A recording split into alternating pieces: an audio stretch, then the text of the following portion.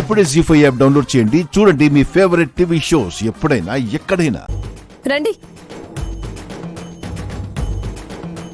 రండి అత్తయ్య, రండి ఇటు కూర్చోండి. గూనొచ్చిన గుడ్డెద్దులా ఎందుకలా వంగిపోతారు? కూర్చోండి. ఏం చేయాలనుకుంటున్నారు మీరు? సుమనా, నువ్వున్నావు కదా? మా చెల్లి ఉలుచి లేచిందేమో చూసొస్తానని వెళ్ళిందత్తయ్య. మీ సంగతి మేం చూసుకుంటాం కదత్తయ్యా. కాస్త సున్నితంగా చూసుకోండి. ఆహా, మీలోని సున్నితత్వం ఎప్పుడో పోయిందత్తయ్యా. పడుచు వయసు ఇంకా ఉంటుందా ఏంటి?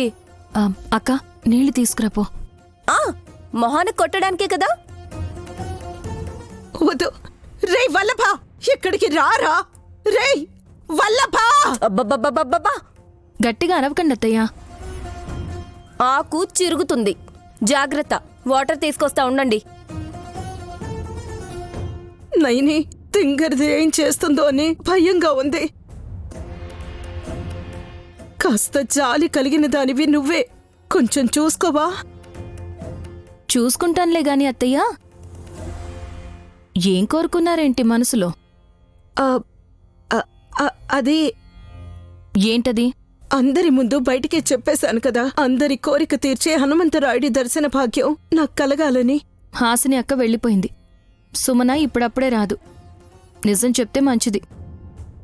ఇంకేం చెప్పాలి? మనసులో కోరిక బయటికి చెప్పాలనుకున్నారు, కాని మీరు బయటికి చెప్పిన మాట వేరు, లోపల అనుకున్నది వేరు. ఎందుకలా అనుకుంటున్నావు నైని? మీకిలా అవ్వడానికి కారణం అదే. నేను కోరిన కోరిక వల్లనా? అవును, చూసారా, మీరే ఒప్పుకున్నారు. లేదు లేదు, నేను అడిగానంతే. నేను అడిగిన దానికి సరిగ్గా సమాధానం చెప్పారా సరే, లేదంటే తమలపాకులతో పాటు మీ తోలు కూడా ఛిద్రం అయిపోతుంది చెప్తున్నా. ఏం చేస్తావు? నిజం చెప్పకపోతే మీ మొహాన నీళ్లకు బదులు ఇంకా ఏ ఆయిల్ అన్నా పడొచ్చు. ఏంటి?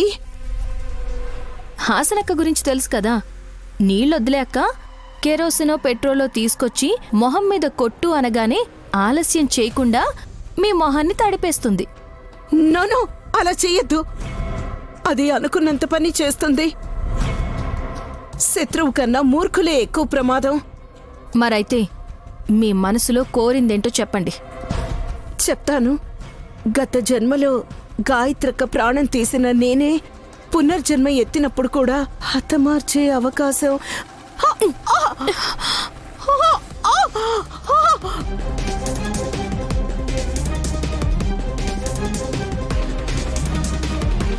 జీ5 యాప్ డౌన్లోడ్ చేసి అన్ని ఎపిసోడ్స్ పూర్తి ఉచితంగా చూడండి.